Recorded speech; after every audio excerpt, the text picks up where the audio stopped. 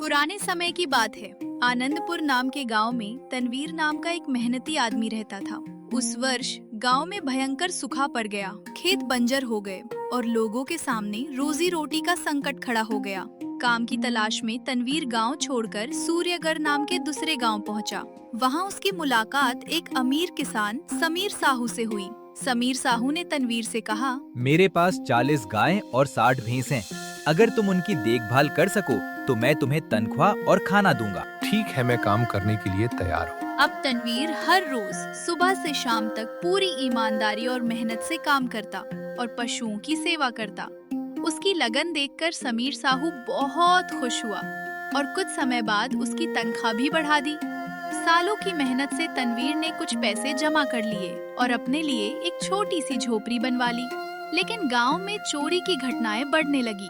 तनवीर अपनी जमा पूंजी की सुरक्षा को लेकर परेशान रहने लगा। एक दिन समीर साहू ने सलाह दी, तुम अपने पैसे प्रतापगढ़ के जमींदार वीरेंद्र ठाकुर के पास रख दो।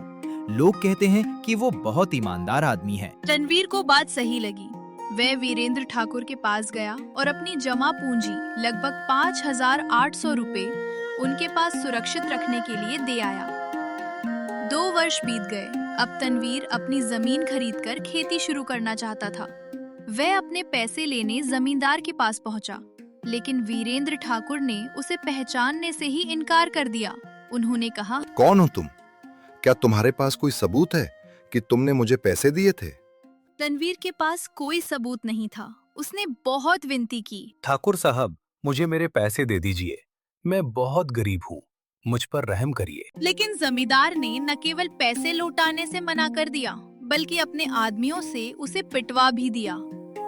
घायल और दुखी तनवीर अपने घर लौट आया। अब कई दिनों तक वे काम पर नहीं पहुंचा, तो समीर साहू उसे देखने आया। पूरी बात सुनकर उसे बहुत दुख हुआ। समीर साहू ने एक योजना बनाई।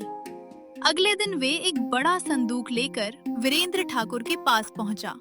उसने कहा, मैं कुछ समय के लिए दूसरे राज्य जा रहा हूँ। इस संदूक में बहुत बड़ी रकम है। मैं चाहता हूँ कि आप इसे सुरक्षित रख लें। लालची जमींदार ये सुनकर खुश हो गया।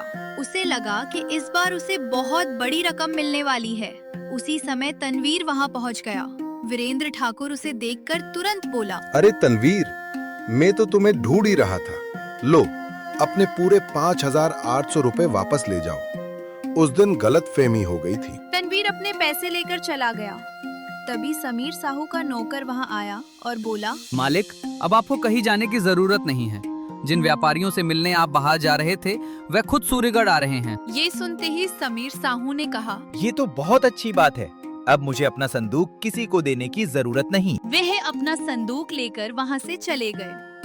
अब वीरेंद्र ठाकुर के हाथ से तनवीर के 5,800 रुपए भी निकल गए और बड़ी रकम पाने का सपना भी टूट गया। तनवीर ने समीर साहू को शुक्रिया कहा।